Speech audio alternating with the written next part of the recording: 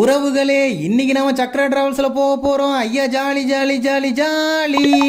அப்படியே சில்லு சில்லு சில்லுன்னு சிட்டுக்குருவி மாதிரி உள்ள போய் பார்த்தா இன்டீரியர் செம்ம அட்டகாசமா இருந்துச்சுங்க. லைட்டிங் சும்மா மின்மணி பூச்சி மாதிரி மின்னி மின்னி மின்னி மின்னி மின்னி.